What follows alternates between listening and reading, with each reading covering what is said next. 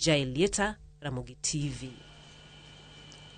Eweche mag somo riwruok ma jopuonj mbalariany pacho ka University Academic Staff Union UASU opweyo piny owacho kuom chulo gopegi e bwo winjruok mane gibedo godo higa ma 2017 nyaka 2021 nyaka 2025. Kata kamano giwacho ni poni piny owacho kochopo dwarogi mar keto kogno winjruok mar higa ma 2025 nyaka 2029 to ng'anyo margi na gichano dwe manyien biro dhi nyime.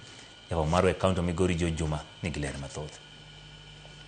E kinde ma jopuonj mbalariany koro buonjo bang' piny owacho chulo gi gopegi maromo bilion 6.8 kawe kod winjruok mane gibedo godo kod piny owacho mar higa 2017 nyaka 2021 kaachiel kod mano mar higa 2021 nyaka 2025. Tendruok mar jopuonj mbalariany kata kamano oramo ne gibiro bedo kod ng'anyo dwe manyien poni giketo kokgi e winjruok kata CBA mar higa 2025 nyaka 2029.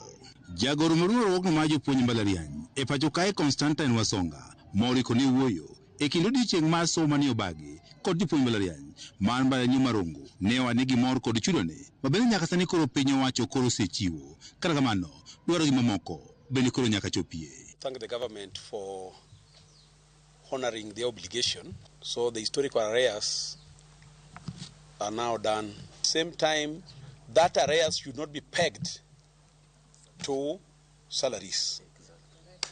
The arrears for 2017-2021 should be paid separately and give members of staff pay change advice. Also, the arrears for 2017-2021 a different pay change advice. Wasonga kata kamano wacho ni dwaro maggi mamoko moting'o sara malong'o ni jopuonj mbalariany. Okumba mar thieth makare magidwaro e bwo winjruok magidwaro ni koro bedi mong'ere kaka CBA 2025-2029 nyaka chope kod piny owacho to nono to ng'anyo margi mar dwe manyien biro dhi nyime. Our strike is pegged on 2025-2029 CBA. Very good.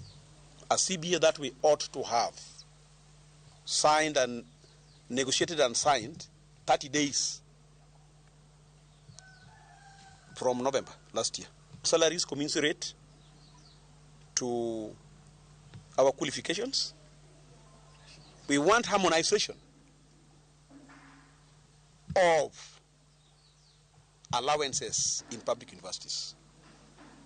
No way why a lecturer in one university should be getting commuter allowance of 50,000 and another one is being paid 12,000. Magiti meki me jopuonj mbalariany pod yuago pek mar tich magitimo nikech nok ma jopuonj. The university management requested our members to pick up an extra load by taking one extra course, which we accepted.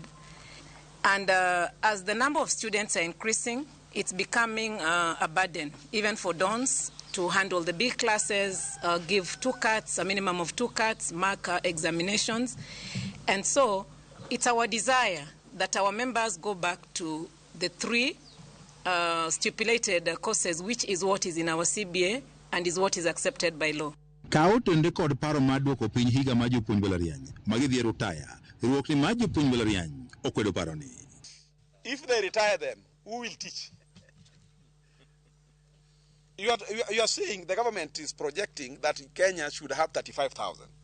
So this 10,000 we have, if you retire them now, universities are going to remain empty.